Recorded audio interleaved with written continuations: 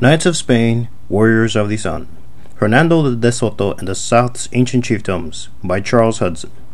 Chapter 2. Hernando de Soto, the man who would be Marquez of La Florida. Hernando de Soto was born in Extremadura of parents who were hidalgos, though of modest means. Two towns, Badajoz and Reas de los Caballeros, claim to be the site of his birth. All that can be said with certainty is that, as a child, he spent time in both, and in his 1539 will he specified that his body be interred at Reas de los Caballeros.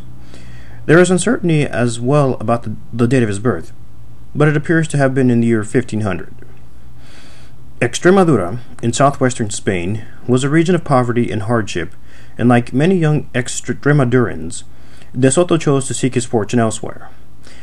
Vasco Nez De Valois, the first European to cross the isthmus of Panama and see the waters of the Pacific Ocean, was born in Badajoz, and perhaps Balboa's fame influenced De Soto's decision to seek his fortune in the New World. It was said of him that he went to the New World possessing nothing but his sword and shield. This was well true as of the other Extremadurans, Francisco Pizarro, Hernan Cortez, Pedro de Alvarado, Pedro de Valdivia, and Francisco de Orellana, who went to the New World to gain wealth and fame. De Soto had his first schooling in the art of conquering Indians in the expedition of Pedro Reas de Avila in Castilla del Oro, modern-day Panama. Pedro Reas de Avila, whose name is usually shortened to Pedro Reas, was an aged, cruel veteran of the campaign in North Africa. De Soto sailed for Spain bound for Castilla del Oro on February 25, 1514, and arrived in the New World when he was about 14 years old. As such, he was an entering freshman in an exceedingly hard school. Hundreds of the early Castilla del Oro colonists died of starvation. Others learned to raid Indians and extort food from them, often with great brutality. At first, serving as a page for Pedro Reas, within a very few years De Soto began to rise in prominence, and people began calling him captain, a term that referred not so much to a military rank as to the ability to command men. While still a very young man, perhaps 17 or 18 years old, he formed a compañía, or universal partnership, with two others, Hernán Ponce de León and Francisco Compañón. In this partnership, the three members agreed that they would hold all their property in common so long as they should live. They became, in effect, brothers, living together, eating at the same table, and defending each other's interests in a context in which one's acquaintances could quickly become one's mortal enemies. Hence, it was important to have at least a few staunch allies. In particular, the tyrant Pedro Reas was notorious for executing his subjects, and he went so far as to execute Balboa, his own son-in-law, whom he accused of treason and conspiracy. De Soto and his two compañeros shared everything equally among themselves, all that they possessed and would possess in the future. A few years later, when Compañón died from an epidemic disease, De Soto and Ponce de León handed over his third of their commonly owned wealth to public officials and to Compañón's heirs. Ponce de León and De Soto remained in the partnership. The two of them amassed a small fortune in the conquest of Panama, and more particularly in the conquest of Nicaragua, where Spaniard vied with Spaniard in a bloody scramble for power. De Soto served as alcalde of León, now called León Viejo, the most important town in Nicaragua. He built a house fronting the plaza of León Viejo, and he took a mistress, Juana Hernandez, a commoner. De Soto took full advantage of his position as alcalde, but holding a municipal office did not satisfy him.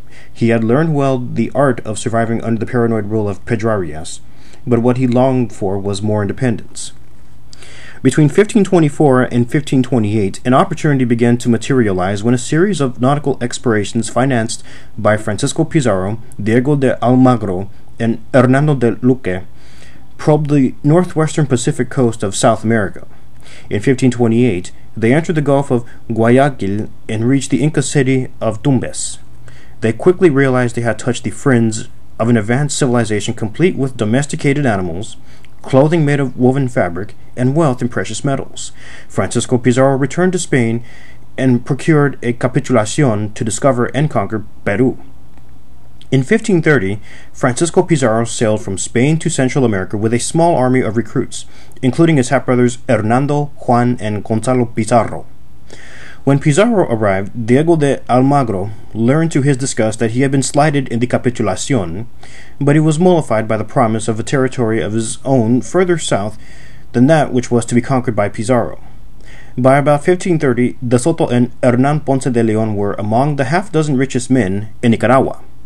They amassed their wealth by ferreting out modest amounts of precious metals in Nicaragua, but even more by the brutal enslavement and sale of local natives. They owned a ship, the San Jerónimo, which they primarily used to transport slaves, and they planned to build others. Needing ships as well as men, Hernando Pizarro invited De Soto and Ponce de Leon to assist in the exploration of Peru. They signed on, and in December 1531, De Soto sailed from Nicaragua in 2 ships with a contingent of about 100 men and 25 horses. De Soto expected to be second in command of the conquest. It so happened that Pizarro invaded Peru during the midst of a dynastic struggle and civil war among the Incas. Between 1526 and 1527, the Inca Huayna Capac had extended from the Inca Empire from southern Chile to southern Colombia. He died from a plague, perhaps smallpox, and he left his empire under the control of his 2 sons, Atahualpa and Huáscar. Atahualpa was in charge of the imperial army in the north at Quito, and Huáscar succeeded his father as ruler in the south at Cusco, the capital city of the Inca Empire. Both had claimed the throne, and a hard-fought civil war had broken out between their supporters. Huáscar had sent his militia north to attack Atahualpa, but Atahualpa had repelled them and had sent his own Khitan troops southward to attack Cusco, and they succeeded in capturing Huáscar. One of Atahualpa's generals, Quisquis, set about exterminating all members of Huáscar's family. Huáscar was captured and taken northward to Atahualpa's court, but he was assassinated en route, almost certainly by Atahualpa's order. Pizarro took advantage of this civil war in conquering the vast Inca Empire with an army that was very small, but that nonetheless possessed a vast military superiority. The Incas were slow to realize that this army of hundreds intended to best an army of hundreds of thousands and to conquer an empire numbering in the millions. Plague and anarchy were the Spaniards' allies, but it was the mounted lancers who won the day, time after time, routing the Inca armies, and Hernando de Soto, commanding the vanguard of the best horsemen, was often in the very thick of these encounters. It was he who led the small contingent of horsemen who first met Atahualpa near Cajamarca. When the two met, Atahualpa was seated on a low stool, and he kept his eyes averted as De Soto rode up on his horse. In order to intimidate Atahualpa, De Soto rode up so close to him that breath from his horse's nostrils buffeted a fringe, a badge of office, the Inca wore on his forehead. But again the Inca never blinked an eye, and pretended to be unimpressed.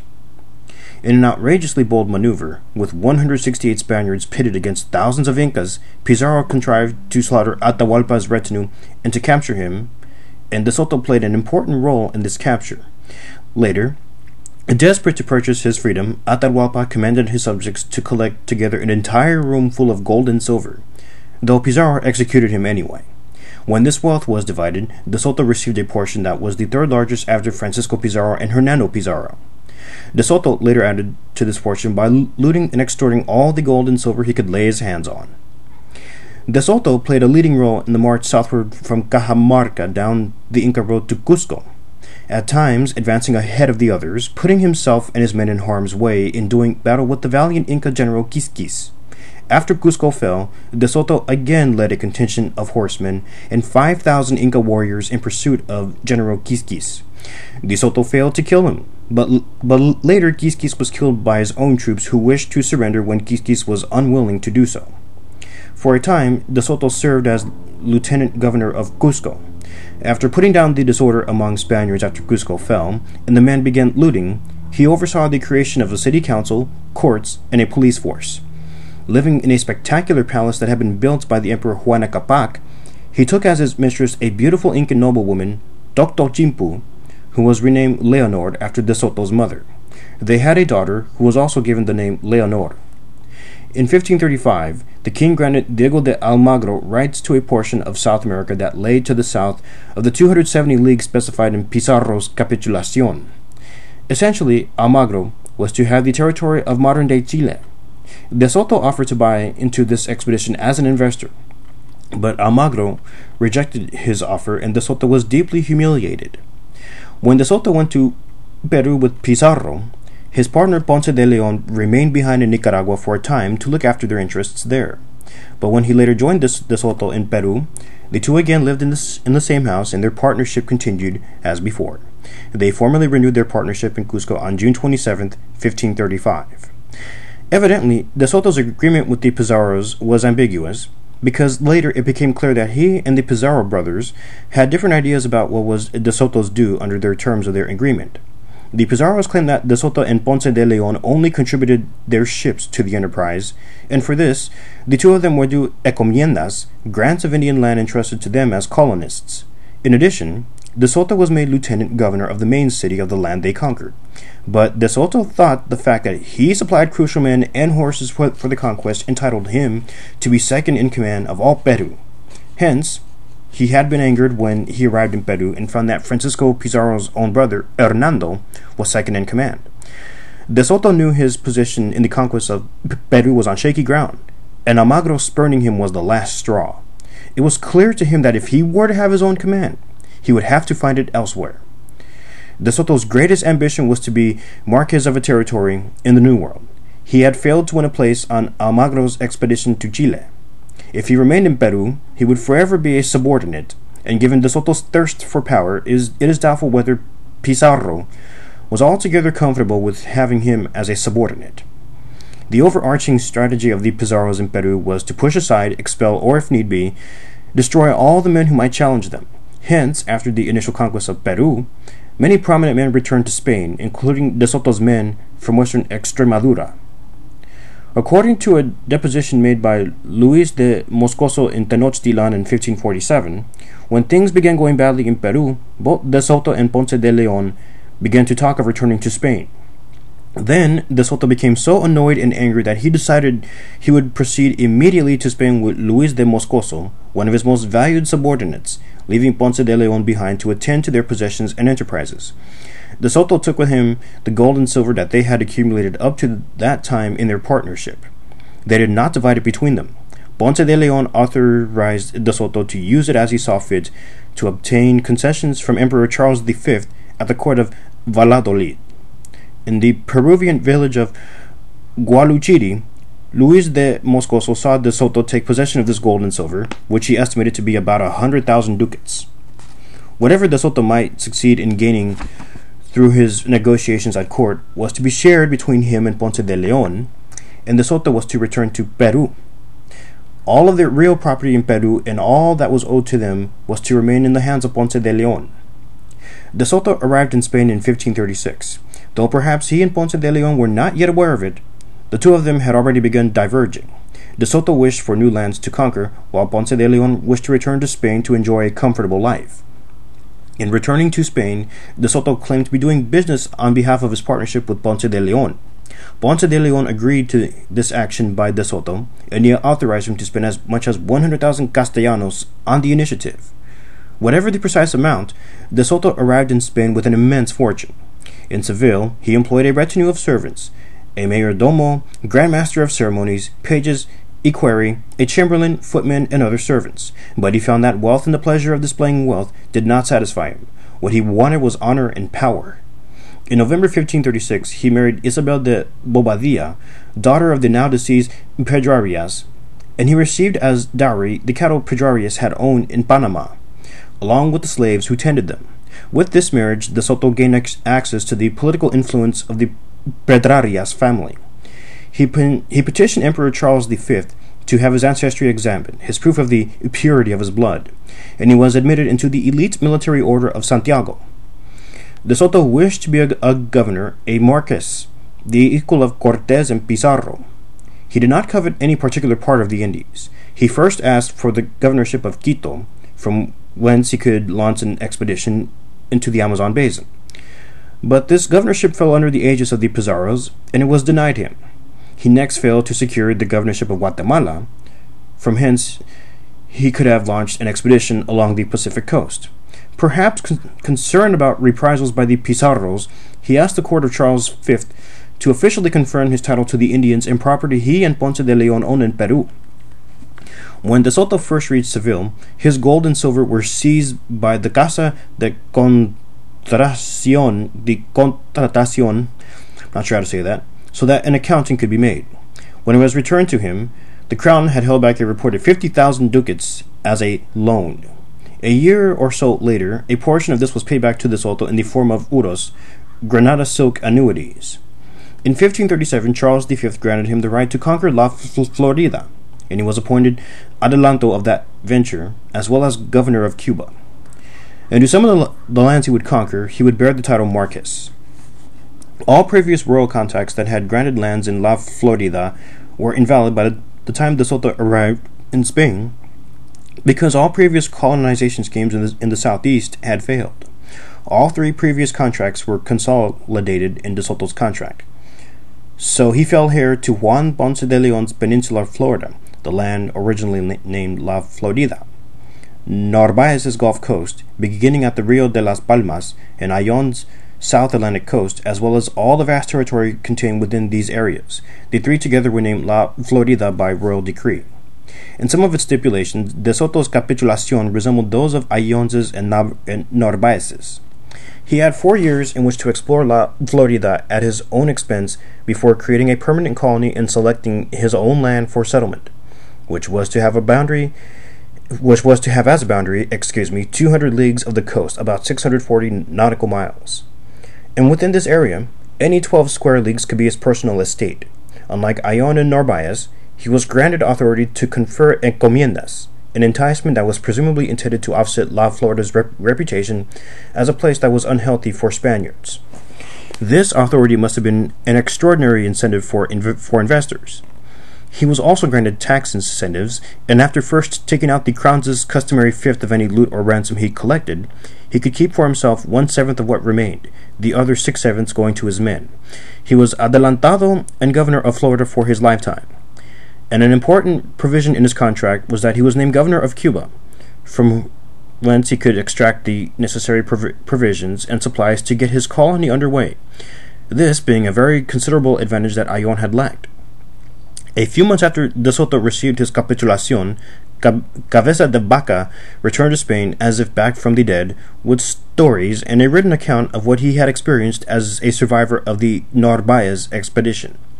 He and the 3 others who had gotten out alive had done so by walking westward from the coast of Texas and then southward to Mexico, a remarkable story of human endurance.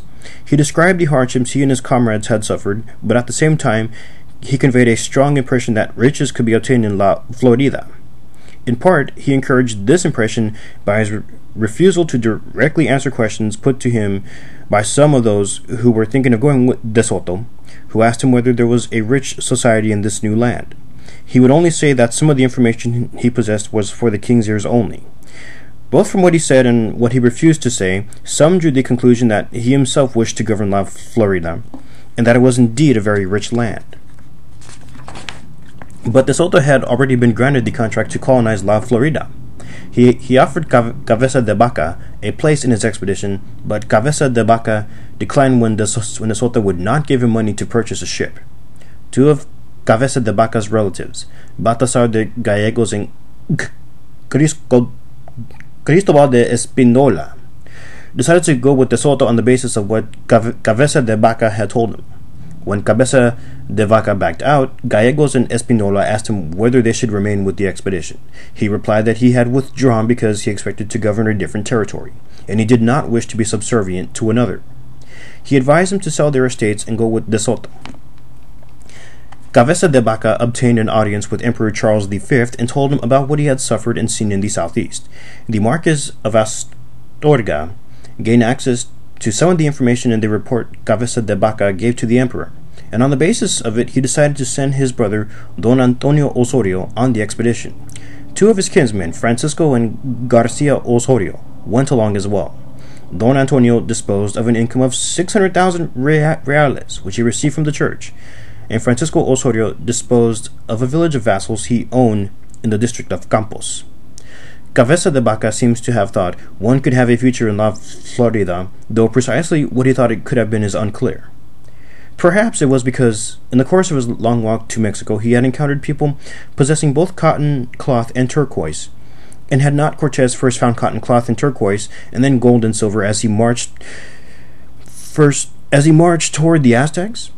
Also, in spite of Ayon's bitter experience with the realities of the southeast, it is possible that the legend of Chicora and Chapira still lingered in Spain.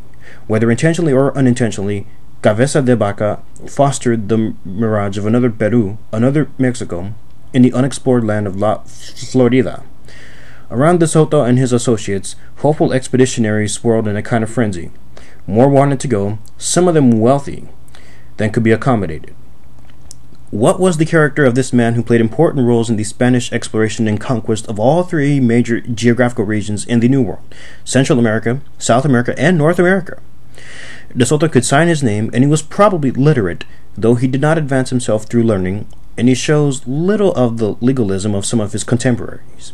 He did, however, insist on exact and complete fulfillment of what was stipulated in the written documents. At a very young age, he became a superb horseman, and became one of the best lancers in the New World. From an early age he was fearless and impetuous, and if there was an enemy to be fought, he wanted to be first into the fray. He was a brilliant military leader who won the respect of his men, or at least their obedience. He won high offices in the New World, but he repeatedly abandoned them in favor of further adventures. His character and personality were shaped by two harsh parents: the reconquest of Spain and the conquest of Latin America, and he had been schooled by a brutal mentor, Pedro Reas. His associates described him as being passionate, apasionado, given to snap judgments, corto de razones, and as one who did not suffer fools gladly, mal sufrido. De Soto may not have been altogether comfortable in society after he returned to Spain. His frontier manners and impetuous personality may have put him at a disadvantage. He had spent his entire adult life in the New World. In Spain, De Soto did not choose to marry a woman from Badajoz, but rather Doña Isabel de Bobadilla, daughter of Pedro Reas, a woman of the New World.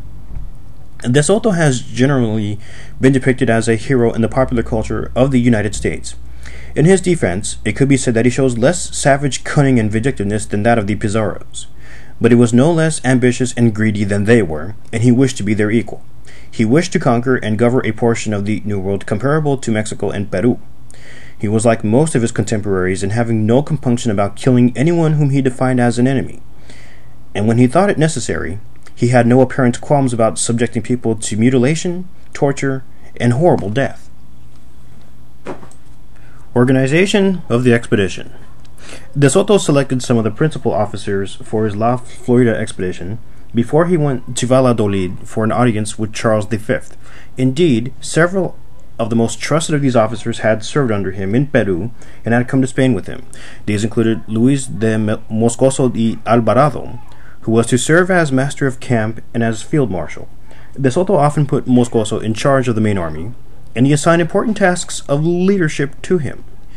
De Soto held in high esteem Nuño de Tovar, another veteran of Peru, appointing him captain general. Still another, Juan Rodriguez Lobillo, served as one of the captains of footmen. Other important officers were recruited in Spain. Juan de Añasco from Seville appears to have been well educated, and he would be both active and effective throughout the expedition. He was appointed contador, the royal accountant who was entrusted by the crown with keeping account of any treasure they discovered.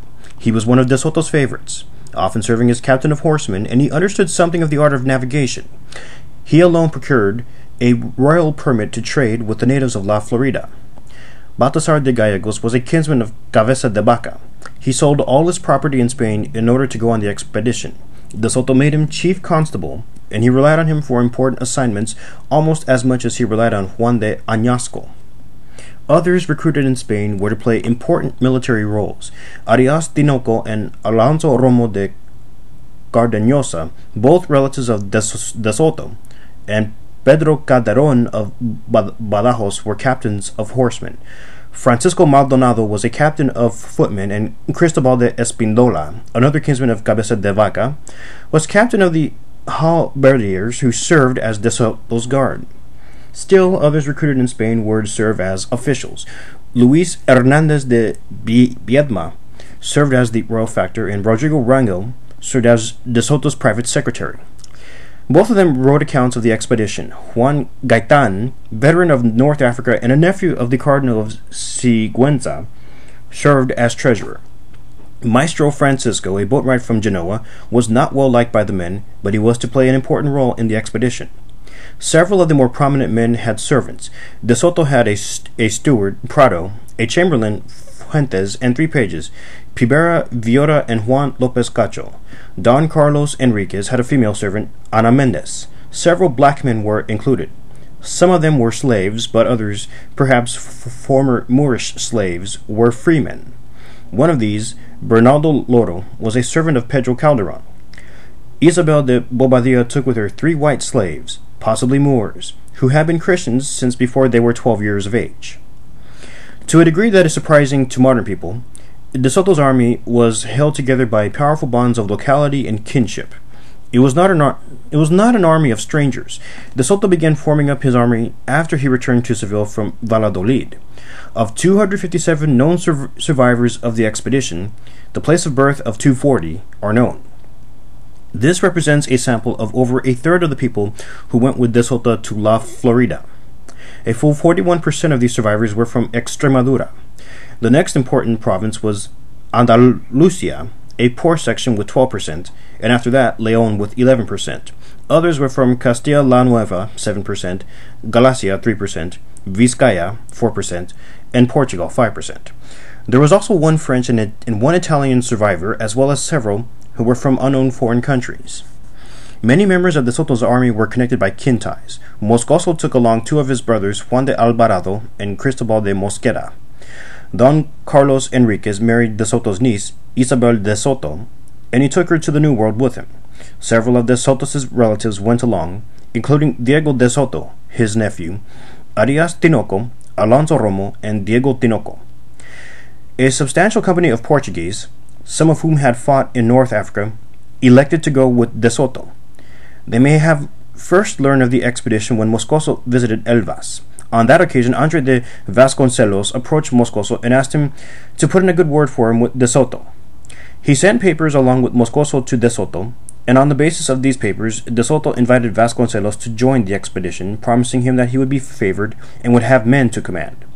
Others from Elvas joined the expedition: Fernan Pegado, Antonio Martinez Segurado, Memrois Pereira, Juan Coidero, Esteban Peguedo, Bento Fernandez, and Alvaro Fernandez. The Portuguese, under the leadership of Vasconcelos, departed from Elvas on January 15, 1538, and proceeded to Seville. Upon arrival, they went to the inn where De Soto was staying, entering a patio that was surrounded by balconies. As they mounted the stairs to one of these balconies, De Soto came out to meet them. He ordered that chairs be brought for them, and Vasconcelos introduced himself and his company. De Soto expressed pleasure in their joining the expedition, and he invited them to dine with him. He sent his mayordomo out to arrange for lodgings for them nearby. After initial arrangements had been made, De Soto proceeded from Seville to Sanlúcar, and there he made the final selection of those who were to go with him to La Florida. He ordered a muster of those who wished to go with him. The Portuguese showed up wearing their armor, but the Castilians were dressed in finery. De Soto was displeased, and he ordered that another muster be held the next day, and all were to be wearing armor. At the next day's muster, De Soto made his selection. It is impossible to know how precisely many people were included in De Soto's army because of the various lists and estimates of the total number do not agree. One of those who signed on puts the number at 657, but this list does not include De Soto himself, nor his entourage, and perhaps others were not included. Slaves, for example, were often omitted from such counts. In sworn testimony, 2 survivors of the expedition put the number at 700. Hence, it can be said that the number of people departing with De Soto from Sanlúcar was between 650 and 700. Judging from what is known about these survivors, they were a young army. 2 were less than 15 years old, and none was older than De Soto, whose age was about 38. The average age was 24.6 years. 6 of the company are known to have been women. Only 5% of survivors could not sign their names, perhaps indicating a very high literacy rate for De Soto's army. A wide range of occupations was included: a farrier, a trumpeter, several tailors, shoemakers, carpenters, ironsmiths, a swordsmith, a caulker, and at least 7 religious. Most of De Soto's personnel were commoners. Some were hidalgos, and a few were from the lower nobility. Whether De Soto spent the entire fortune he had accumulated in the New World on his Florida venture is not known, but clearly he invested a significant portion of it. Perhaps more important, he was not the only investor. In a sense, all who went with him except the priests were investors. Those who had been to Peru invested their wealth in the enterprise. Baltasar de Gallego sold his estate in Spain and purchased arms, horses, and provisions for several servants. None of the principals were salaried. Instead, they expected to receive one or more shares of any booty that might be gained during the course of the expedition. Departure from San Lucar. In April 1538, De Soto delivered the ships he had purchased to the captains whom he had appointed to command them. As admiral of the fleet, De Soto himself commanded the San Cristobal, a new ship that was to serve as the flagship of the fleet. Along with De Soto's ships, the fleet also included 20 large ships bound from Mexico. Until they reached Cuba, all ships were under the general command of De Soto. Afterward, the fleet of 20 ships was to proceed to Veracruz under the command of Gonzalo de Salazar, one of the conquistadores of Mexico, who was returning to serve as factor of the imperial resources of the city of Mexico. The fleet of ships departed the bar of San Lucar on Sunday, April 7, 1538, the feast day of St. Lazarus. They left with high expectations and celebration, with trumpets sounding and with many salvos of artillery. For 4 days they sailed with good wind, and then they were becalmed for a week and could make very little headway. An incident occurred on the first night after they set sail that could have hindered the expedition from the start. De Soto had commanded the sentinels on his ship to keep a particularly close watch, and the chief gunner was to be ready to fire on any enemy that might threaten them. All the ships were to keep in strict formation. De Soto commanded that the penalty for breaking these orders was death. A little past midnight, the ship that was to be the flagship of the Mexican fleet under the captaincy of Gonzalo de Salazar edged out in front of De Soto's ship to about the distance of a cannon shot. Whether through negligence or through someone's order, this was a breach of fleet discipline. Gonzalo Silvestre, who was in charge of the sentinels, alerted the gunner and asked him whether the ship out in the lead was one of their own or an enemy. They concluded it must be an enemy ship, because all crews in their fleet knew that to pull out of formation was a capital offense. They fired a cannon shot at the supposed enemy ship and pierced all its sails from stem to stem. A second shot likewise damaged its sails, and with this the ship lost speed. As they were ready to fire a third shot, they heard people on the distant ship crying out for them to cease fire. They were friends, not enemies. Everyone in the fleet was awake by this time, and other ships had their guns trained on the errant ship. The damaged ship slowed further, and because De Soto's San Cristobal was in close pursuit, it fell rapidly to the leeward of the damaged ship, and the crewmen of the two ships realized they were on a collision course. When the two frightened and angry crews realized their predicament, they seized up a great number of pikes and applied them to each other's ships, trying to keep them apart. A great number of pikes were broken, but they prevented a violent collision as the two ships brushed against each other. Now, however, the rigging and sails of the two ships became entangled, and they were in danger of sinking. In the darkness there was great confusion. Finally, the sailors cut the rigging of the two ships and disentangled them, and the San Cristobal pulled away. Now that the catastrophe was averted, De Soto cast about for who was to blame. He concluded that the incident was caused by the disrespect and malicious intent of Salazar, and he considered beheading him. But Salazar pleaded that he was not at fault in what had occurred, and the men in his crew affirmed that what he said was true. Others aboard the San Cristobal counseled De Soto to show restraint. In the end, De Soto pardoned Salazar, and all seemed healed between them, though Salazar never forgot De Soto's accusation. Afterward in Mexico, whenever the subject came up, Salazar would say that he would like nothing better than to meet De Soto in combat man to man. He would make him eat the angry words he had heaped upon him that night. With two such strong-willed men, with anger a stranger to neither, a confrontation such as the one that occurred was probably inevitable. Sailing in the 16th century was a dangerous business, and other smaller accidents occurred as the voyage continued. A few days out of port, two sailors got into a fight, and as they wrestled each other, they fell overboard and drowned. As they approached the Canary Islands, a mishap occurred when Tapia, an hidalgo of Arevalo, lost his very fine greyhound when it fell overboard. Because the wind was so favorable, they could not afford to turn back and retrieve the dog. On Easter Sunday, April 21st, 15 days after they departed from San Lucar, they reached the Canary Islands. The governor of the Canaries, the Count of Gomera, was a cousin of Isabel de Bobadilla. He came out to meet them dressed from cap to shoes entirely in white. To the Portuguese he seemed to be as gaudily dressed as a gypsy count. He received De Soto's army well, and provided lodging for all the men at no expense. De Soto purchased wine, bread, meat, and other provisions for the remainder of the journey. The Count of Gomera had a 17-year-old bastard daughter, Doña Leonor de Bobadilla, who was exceedingly beautiful. De Soto prevailed upon the Count to give Doña Leonor to Doña Isabel as a waiting maid, promising that in the course of his conquest of La Florida a favorable marriage for the girl might be arranged. Confident that De Soto should succeed in his venture, the Count agreed, and Leonor was given to Isabel's keeping, to care for as if she were her own child. While they were in the Canaries, Tapia, whose greyhound had been lost overboard, was startled to see his dog in the possession of a citizen of the islands. He learned that his dog had swum in the ocean for perhaps 5 hours before a local boat chanced upon him and had taken him aboard. But as finder of the dog, the new master, arguing that finders are keepers, refused to return him to Tapia.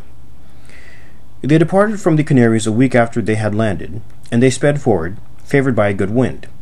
It so happened one day that the unlucky Tapia walked over and stood at the rail of the ship on which he was sailing. The boom of the ship swung and struck his head. He fell overboard and sank like a stone, never to be seen again. Cuba. The fleet approached the harbor of Santiago, on the eastern end of the island of Cuba, on Whitsuntide, June 7th, 1538. As they approached the harbor, they saw a man on horseback rush out from the town port and gesture anxiously at them. He shouted in a loud voice, "To port! To port!" They seemed not to have had a pilot who was familiar with the port of Santiago, because at this horseman's behest the flagship veered, and some of the others followed.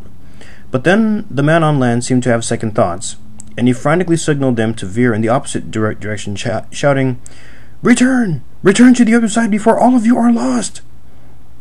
They later learned that Cuba had recently been under attack by French corsairs.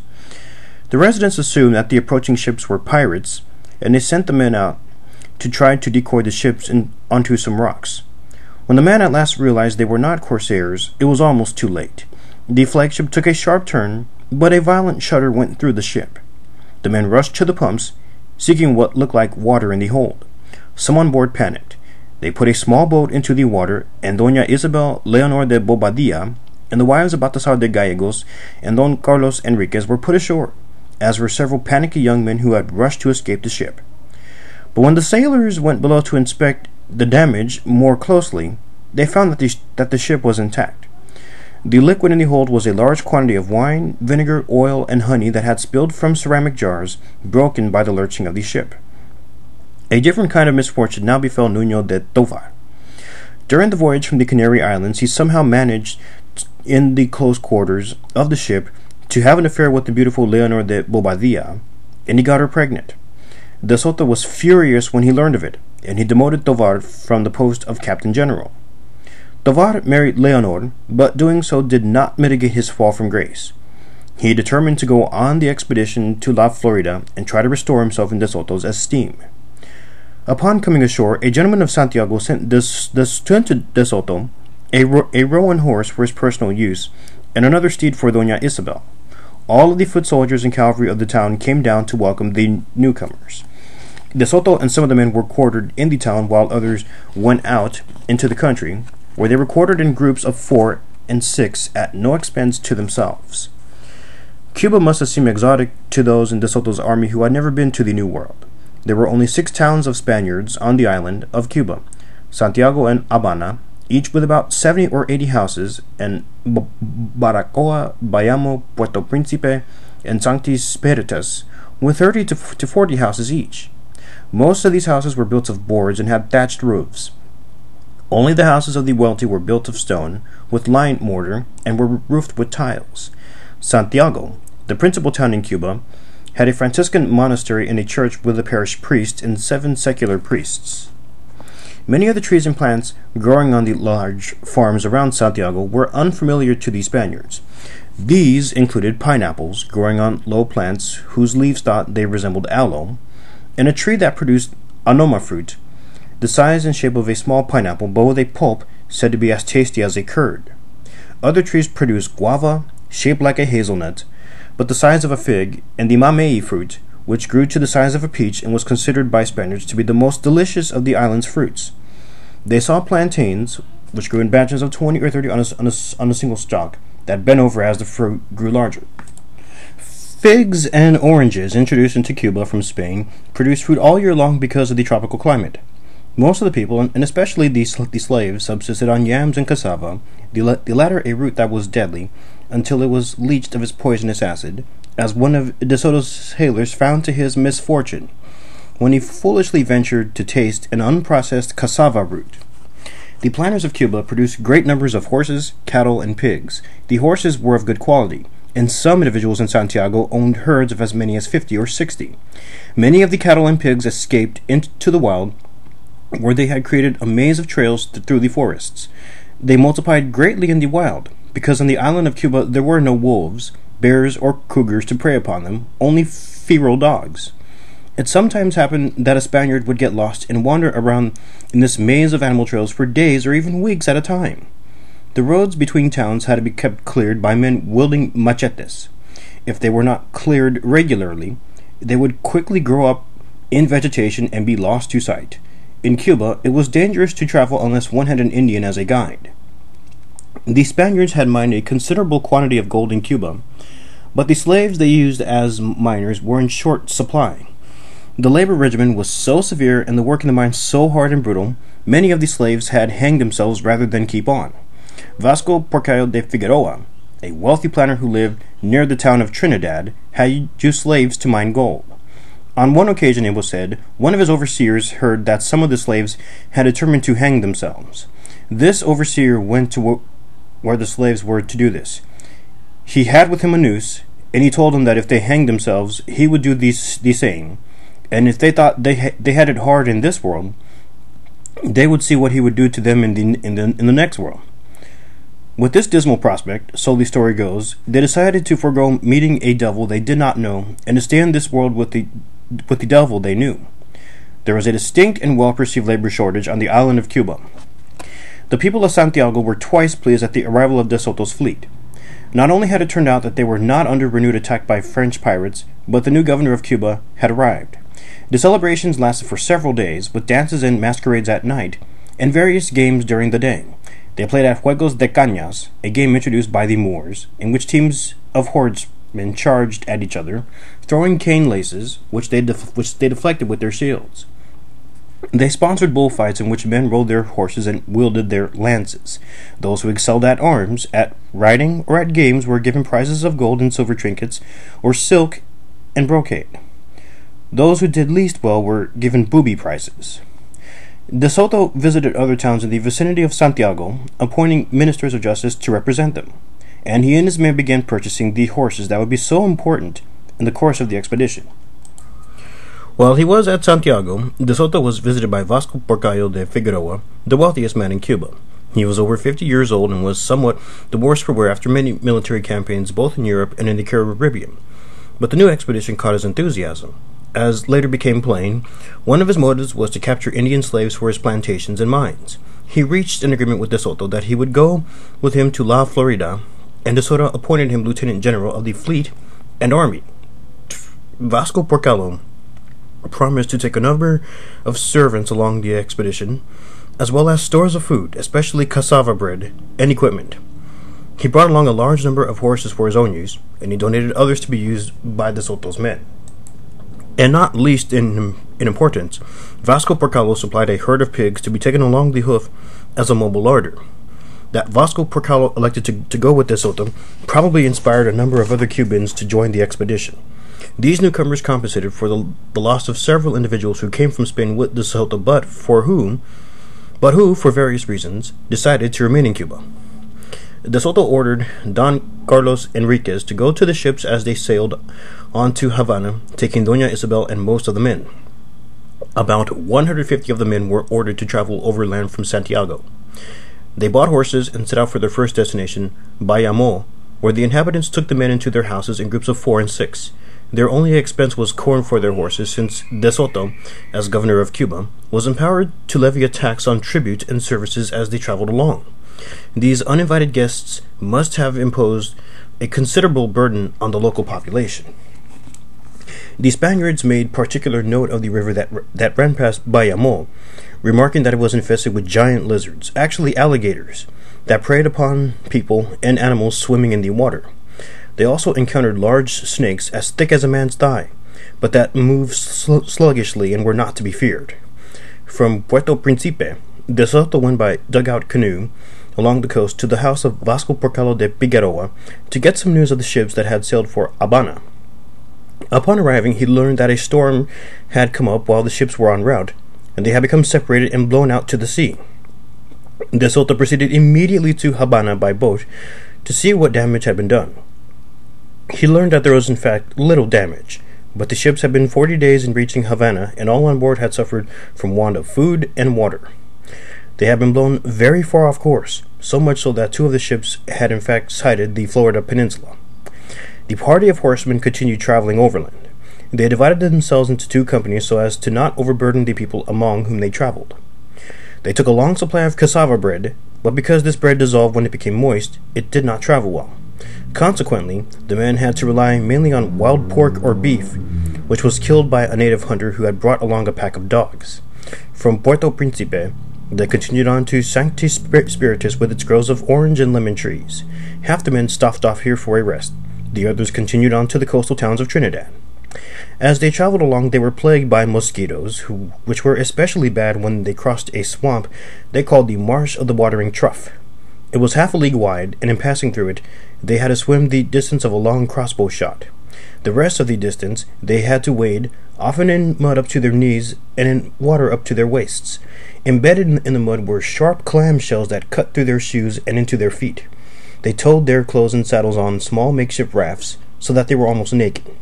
Slapping at the mosquitoes swarming all over them, they became covered with welts, bruises, and blood. From Trinidad, they proceeded on to Havana, crossing a long stretch of country in which there were no Spanish towns. They reached Havana at the end of March 1539. Final preparations. After De Soto reached Havana by boat, he began making final arrangements for the expedition to La Florida. During the winter, De Soto sent out Juan de Añasco, Francisco Maldonado, Juan Lopez, the chief pilot, and 50 men in a caravel and 2 Bergantines to explore the bay where the expedition was to make its landing. They were also to capture Indians to serve as guides and interpreters. They spent a considerable time sailing up and down the coast, exploring the inlets and searching for a bay where they could land. Añasco and his men experienced considerable hardship on this mission. At times, they subsisted on what shellfish they could gather, as well as on birds on the offshore islands, which were so tame they could easily be killed with clubs. After about 2 months, this exploring party returned to Cuba, and upon disembarking, they crawled on their hands and knees to the church at Havana to give thanks for their safe return. Añasco brought back several Indians he had captured on the coast, who were to serve as guides and interpreters. The Spaniards showed these Indians rings and objects of gold and asked them whether this metal could be obtained in Florida. The Indians indicated by signs that much of it could be had there. They had also indicated that corn could be obtained there. With this good news, De Soto and his men looked forward to getting underway, for La Florida promised to be a very rich land. While De Soto was still in Havana, he received the alarming news that Don Antonio de Mendoza, the Viceroy of Mexico, was making preparations for a second expedition into North America, one that would depart from Mexico. De Soto and his men were afraid the 2 expeditions would come into contact with each other and that conflict would break out between them, like the quarrels that had occurred in Nicaragua and Peru. De Soto decided to send word to Mendoza, praising him of the royal capitulation under which he operated, imploring him not to proceed with a second expedition. De Soto chose Antonio de San Jorge, a trusted Galician soldier, to be his envoy to Mexico. San Jorge went and delivered his message, and in due course returned with a message from Mendoza that La Florida was a vast land, and that Mendoza's own expedition would reach places far from where De Soto planned to go.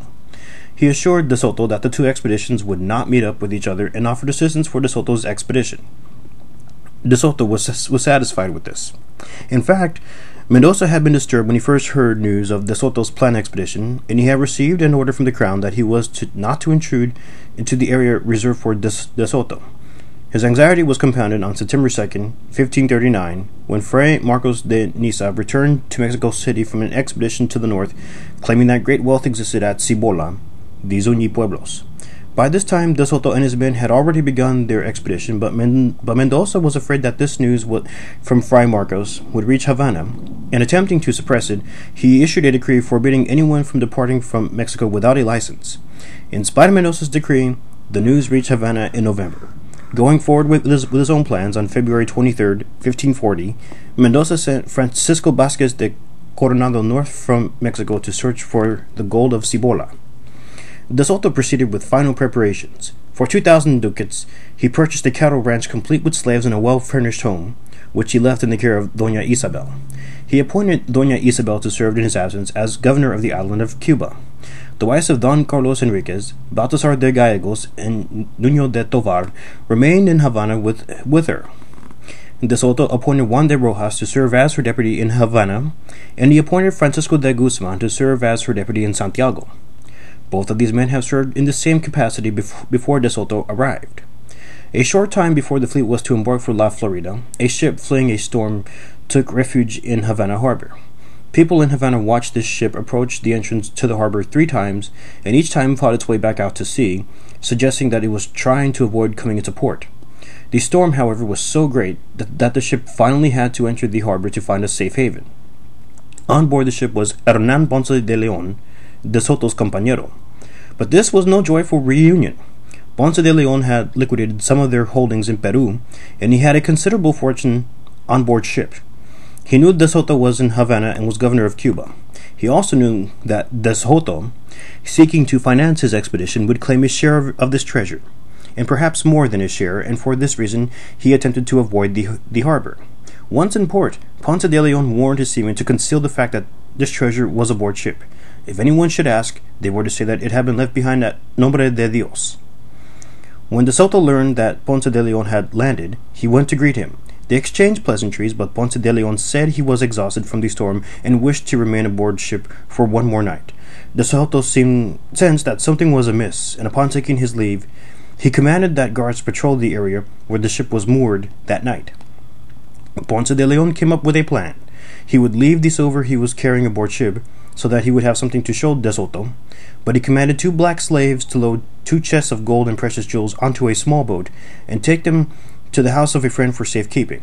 He would retrieve them before departing for Spain. But as the boat carrying the treasure came ashore during the night, De Soto's sentinels spied it and silently waited. When the men from the boat had carried the 2 chests for some distance, the sentinels rushed them.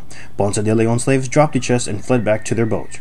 The sentinels seized the treasure and took it to De Soto, who hid the treasure and then waited to see what his partner's next move would be. The next day, Ponce de León came ashore and went to visit De Soto. As best he could, he tried to conceal his pain over what he had lost. They conversed for a while about various matters, and finally the conversation turned to what had occurred on the previous night. De Soto complained to Ponce de León about his lack of faith and his lack of loyalty. To prove his own good faith, De Soto commanded that Ponce de León's treasure chests be brought to him. De Soto reminded him of their partnership, and he let it be known that he could produce witnesses to all its stipulations. De Soto invited Ponce de León to go along as a participant on the expedition to La Florida. He would share the conquest with him. De Soto made it plain to Ponce de León that he wanted half the treasure, as was his due. But Ponce de León countered that De Soto had already spent all the money he had taken from Peru to Spain, half of which belonged to Ponce de León. Moreover, he said that all the treasure seized by De Soto belonged to him alone because it had come out of the sale of his estate and slaves. But De Soto would not relent. If Ponce de León would not cooperate, he would destroy his ship and take him and his retinue to La Florida by force. Alonso de Heredia and others advised Ponce de León to give in to De Soto, seeking the best terms he could get. He could protest later, when he was in a more secure position. Ponce de Leon relented, and he signed a document on May 13th, 1539, drawn up on this occasion by the notary Francisco Cepero. Ponce de Leon agreed in writing that De Soto's expenditure in Spain, here set at 130,000 castellanos, was justified. He agreed to turn over to De Soto 8,000 castellanos of the treasure he had attempted to hide. Moreover, he again reaffirmed the lifetime partnership that existed between them. Thus, if De Soto realized any gain in La Florida, Ponce de Leon would be entitled to half of it. De Soto also got from Ponce de Leon, whether by seizure or by gift, a fine Peruvian tent made of wool and cotton, which he took with him on the expedition. On May 10th, De Soto made out a will. His first concern was that he be buried and memorialized in such a way as to recognize his attainments and to bring honor on his kinsmen. He wished for his corpse to be taken back to Spain to Reas de Caballeros, to the church of San Miguel, there to be interred alongside his mother and father, and if the corpse of either or both of them were in Badajoz, they should be moved to Reas de los Caballeros. He set aside funds to build a chapel, an altar at the church of San Miguel, and he provided funds for its furnishing as well as a salary for a chaplain, who was to be a kinsman if possible. His sepulchre and that of his mother and father were to be within the chapter, adjoining the altar, and he specified that the altar be covered with a piece of fine black broadcloth bearing the red cross of the Order of the Knights of Santiago. His coats of arms were to be used to adorn the interior of the chapel, and he specified in great detail the many masses that were to be said in his memory. He provided in his will for his wife Isabel, his nephew Pedro de Soto, his bastard son Andres de Soto, his bastard daughter Doña Maria de Soto in Nicaragua, whose mother was probably Juana Hernandez, his mayordomo, his carver, and his secretary Rodrigo Rangel. He provided nothing in his will for his daughter Leonor, born to Toctochimpu in Peru. He specifically stated that his compañía with Hernán Ponce de Leon was in effect, and had recently been reaffirmed in Cuba.